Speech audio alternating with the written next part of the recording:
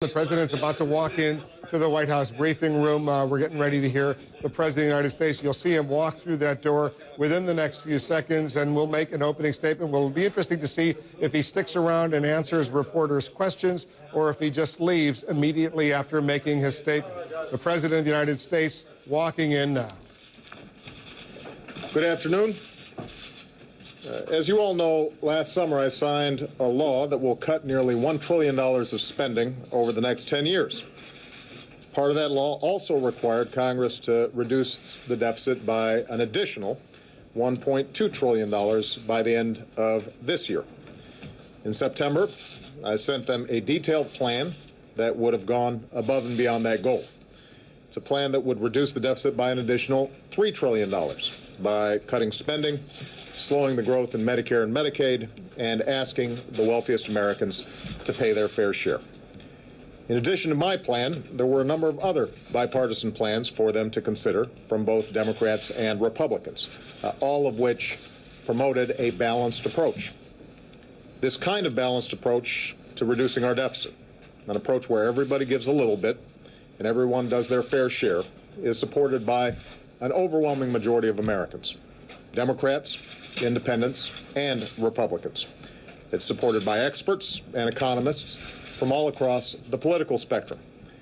And to their credit, many Democrats in Congress were willing to put politics aside and commit to reasonable adjustments that would have reduced the cost of Medicare as long as they were part of a balanced approach.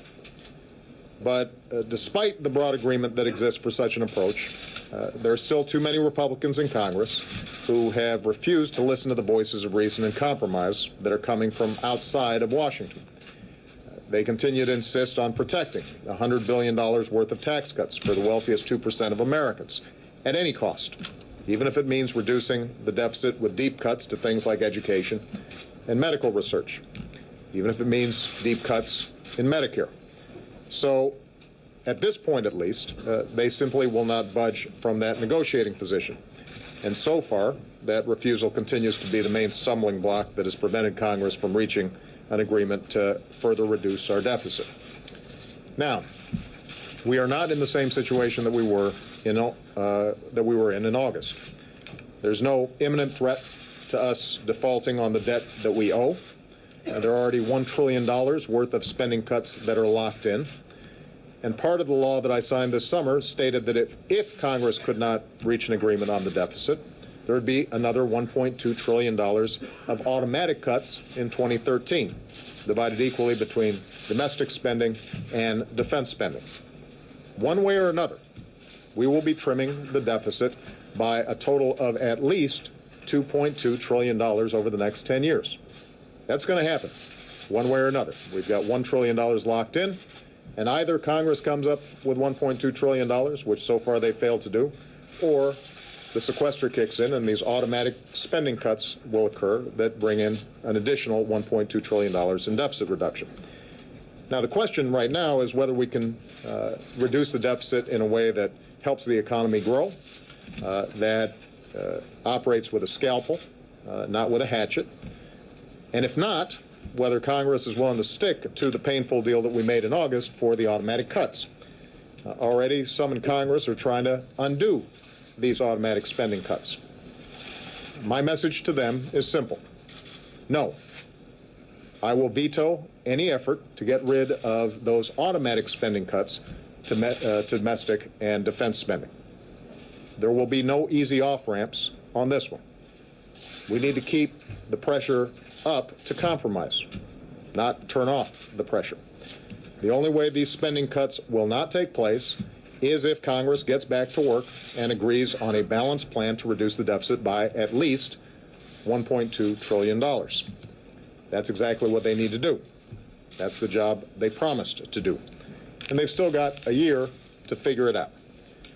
Although Congress has not come to an agreement yet, nothing prevents them from coming up with an agreement in the days ahead. They can still come together around a balanced plan. I believe Democrats are prepared to do so.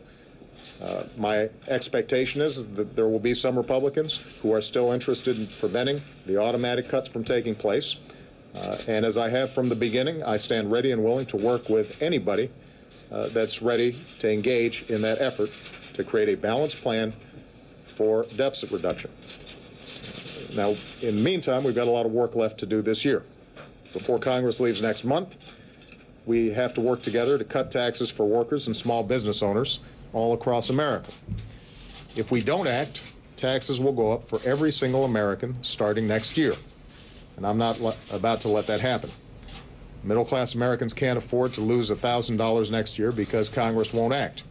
And I can only hope that members of Congress who've been fighting so hard to protect tax breaks for the wealthy will fight just as hard to protect tax breaks for small business owners and middle-class families.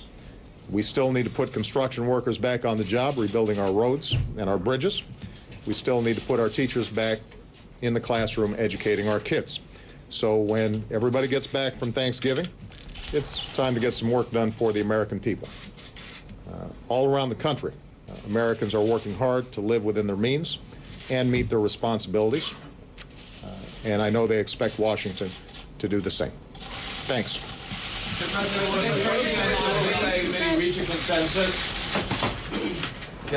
All right, so there you have the President of the United States saying he will veto any effort to do away with these automatic cuts that are supposed to go into effect in 2013, $1.2 trillion. He says they will go into effect. He will veto any effort to undermine that, even though there are many members, Republicans and some Democrats, who say that $600 billion in cuts in defense spending would undermine U.S. national security. His own Defense Secretary Leon Panetta making a strong case in recent days that $600 billion automatic cut in defense spending would create a so-called hollow U.S. military or lead to something like that.